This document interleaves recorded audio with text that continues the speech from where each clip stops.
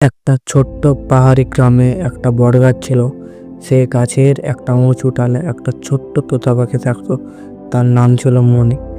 অন্য তোতা পাখিরা আকাশে উড়ে যেত, পাহাড়ের ওপর দিয়ে হেঁটে যেত, জোরে গান গাইতো, কিন্তু মণি সবসময় ডালে চুপচাপ বসে থাকতো। তার মনে একটা ইচ্ছা ছিল, আমি যদি আকাশ পেরিয়ে পাহাড়ের ওপারে যেতে পারতাম। কিন্তু মণি উঠতে চেষ্টা করার সাথে সাথে তার ডানা কাঁপতে শুরু করতো। সে অল্প কিছু দূরত্ব অতিক্রম করতে পারত এবং তারপর একটা শব্দে মাটিতে পড়ে যেত।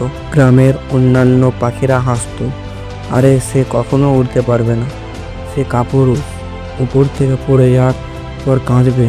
মণি চুপ করে থাকতো, তার চোখ ভিজে যেত, কিন্তু প্রতি রাতে সে নিজেকে বলতো, হয়তো আমি এখন দুর্বল, কিন্তু আমার স্বপ্ন শক্তিশালী আর আমার নিজের উপর পুরো বিশ্বাস আছে। একদিন সকালে মণি সিদ্ধান্ত নিলেন, আমি উড়ব, 100 বার পড়ে গেলেও হাল ছাড়বো না। সে ডানা নেমে লাফিয়ে লাফিয়ে উড়ল, ধাপ করে পড়ে গেল। সেটি দেখে কিছু পাখি তাকে ঠাট্টা করল, আমি তোমাকে বলেছিলাম এটা তোমার ক্ষমতার মধ্যে নেই। তবুও মণি চুপচাপ উঠে বট গাছে গুড়িয়ে কাছে বসলো।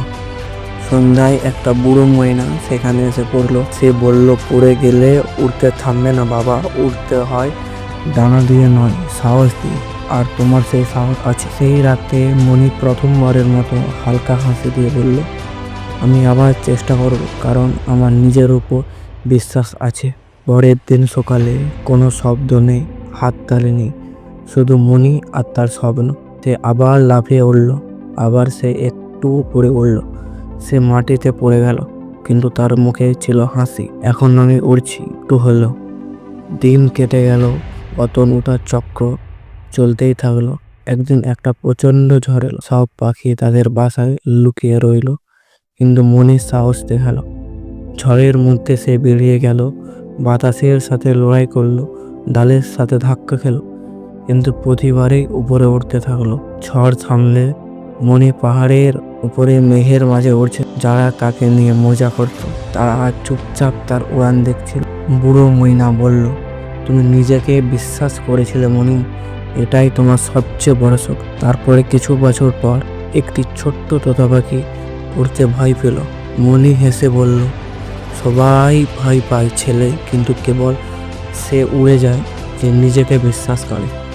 এই গল্পটা থেকে আমরা এইটা শিখতে পারলাম যে উড়তে গেলে ডানা নয়, সাহসের দরকার।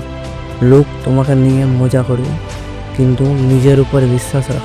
আর যদি এই গল্পটা ভালো লাগে তাহলে লাইক অ্যান্ড সাবস্ক্রাইব অবশ্যই করবে।